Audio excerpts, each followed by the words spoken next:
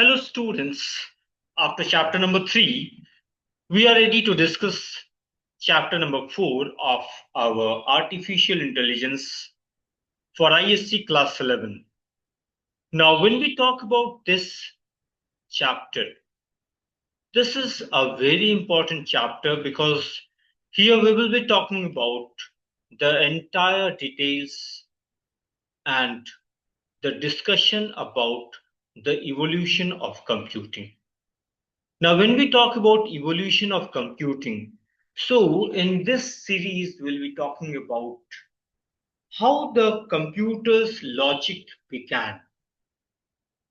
Because when we talk about computers, the computers understand only the concept of 0 and 1.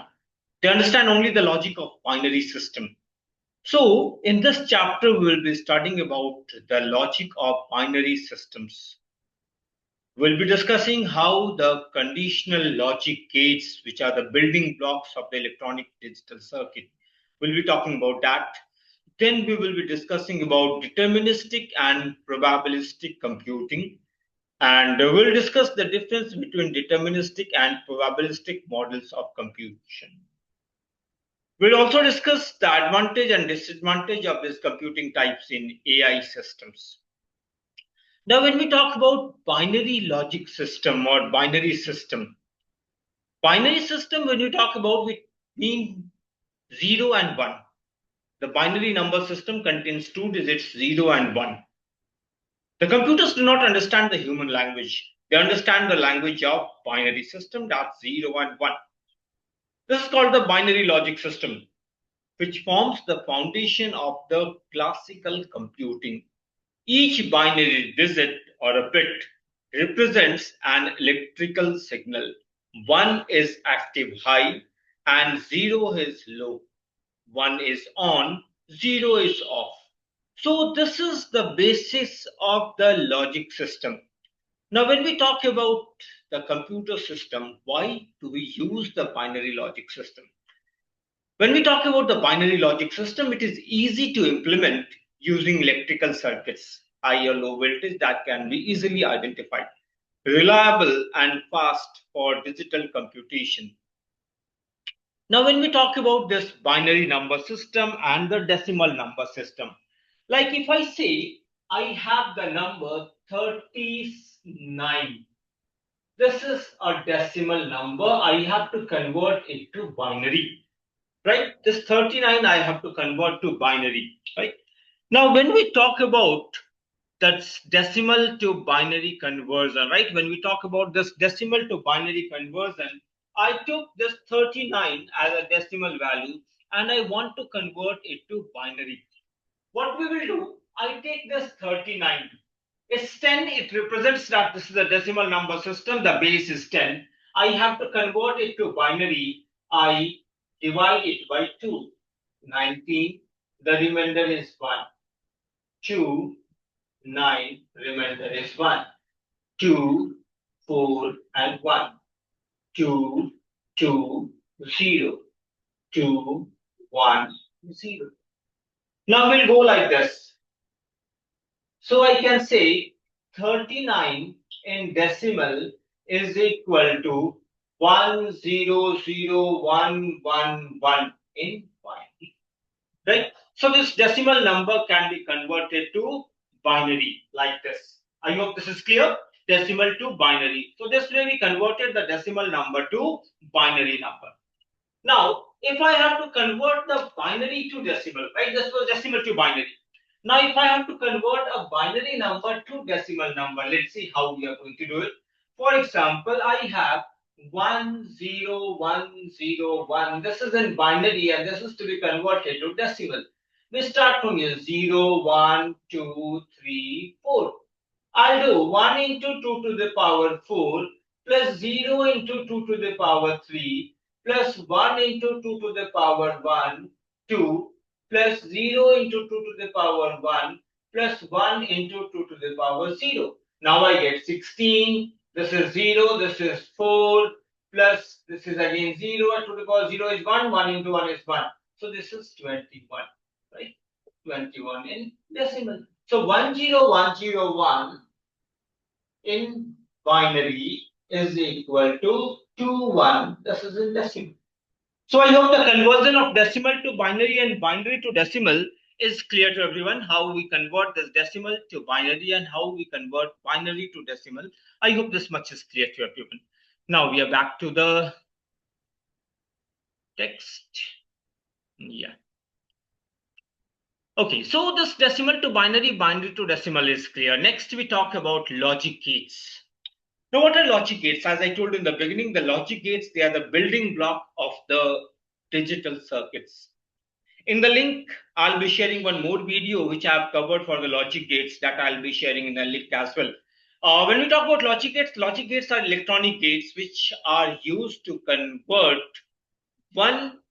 some input based on the logical performance, logical decisions, it will be giving the outputs.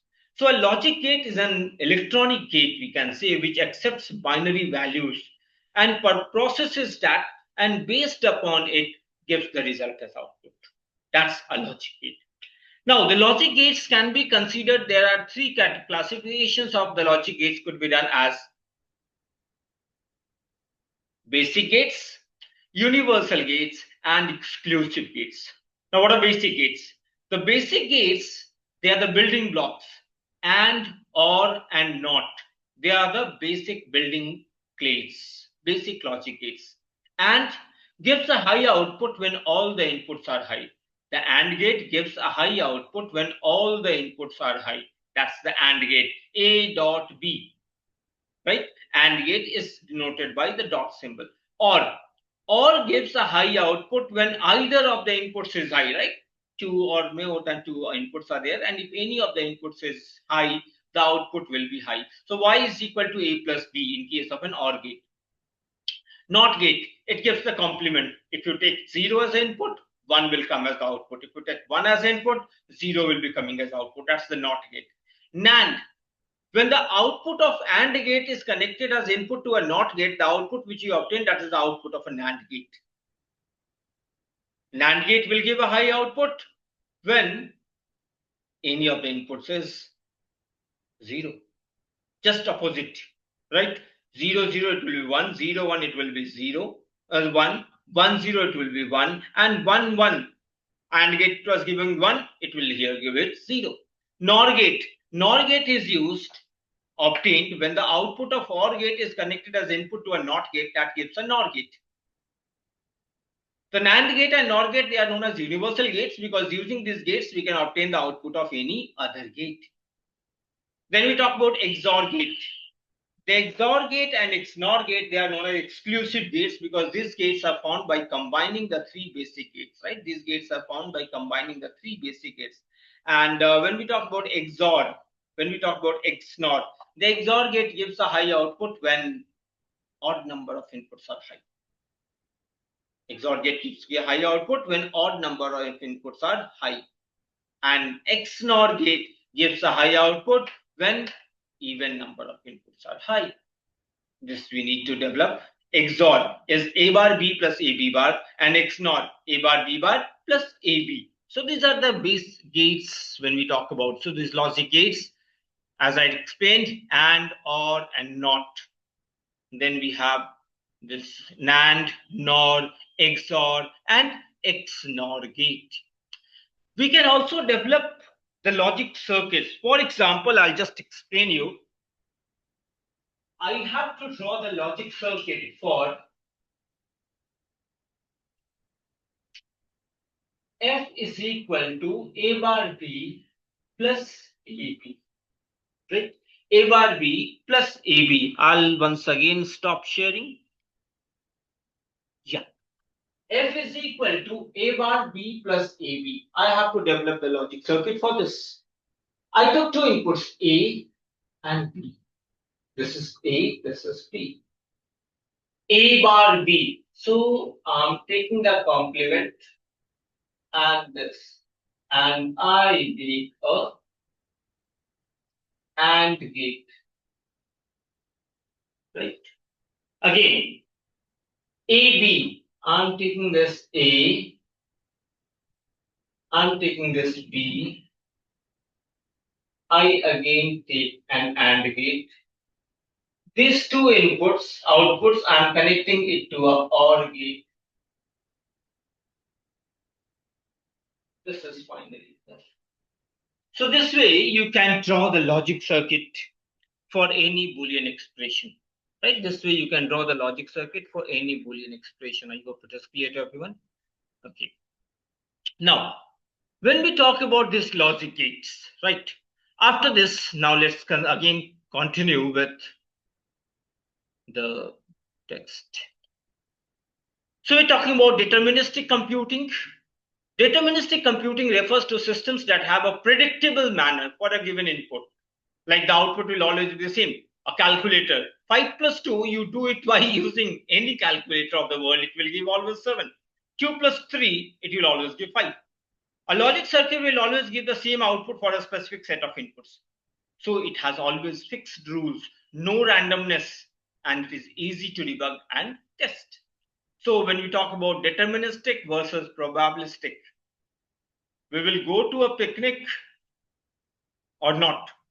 There is a probability. Where will we go for the picnic? That's again a probability. So these situations are probabilistic, but when it is the result is the same, probabilistic. Unlike deterministic, probabilistic computing involves uncertainty. It deals with the likelihood or probability of different outcomes instead of exact ones. It will rain today. There is a probability. It might rain, it might not rain. My video will be recommended by YouTube. There is again. So this uses statistical models and probabilities. It is suitable for real world problems where outcomes are uncertain. And it is common in AI, especially in areas like natural language processing and machine learning. So if we compare deterministic versus probabilistic computing, in deterministic, the output is always the same, but in probabilistic, it may vary based on probability. Predictability is high in deterministic computing, in probabilistic, it is low. Deterministic is used in calculators and basic programs, but in probabilistic, it is used in AI models and weather forecasting. Real world stability, less suitable, highly suitable. Speed is generally fast, and probabilistic, it can be slower due to the calculations. Complexity is low to moderate in deterministic, and in probabilistic, it is high. So if you talk about the pros and the cons in deterministic computing, it is predictable and reliable, easier to test and debug, and it requires less computational power. That is the advantages. But when you talk about disadvantages, it is not good for uncertain or dynamic environments. It has a limited flexibility. When you talk about probabilistic computing, it handles real-time, real-world uncertainty well.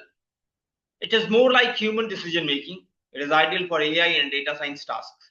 Disadvantage, it is less predictable, requires large storage and complex calculations, and it is harder to test and explain. So let's have a recap. The binary logic system, which I talked about, is the foundation of classical computing. The conditional logic gates use the binary logic to make decisions in hardware or software. Deterministic computing gives predictable fixed results for the same input. Probabilistic computing uses probabilities to deal with uncertainty. Both have their own advantages and disadvantages and are used in different AI scenarios. So I hope this is clear to you. Once again, I would like to tell you that in the link, the Google form, when you fill, you will be getting the exercises for this question. Plus, I'll also be sharing a link to a video which I have made specifically for the logic gates. So wish you all a very good learning and all the best to all of you. Hope you are attending the sessions and understanding it well. Good luck to all of you. Thank you.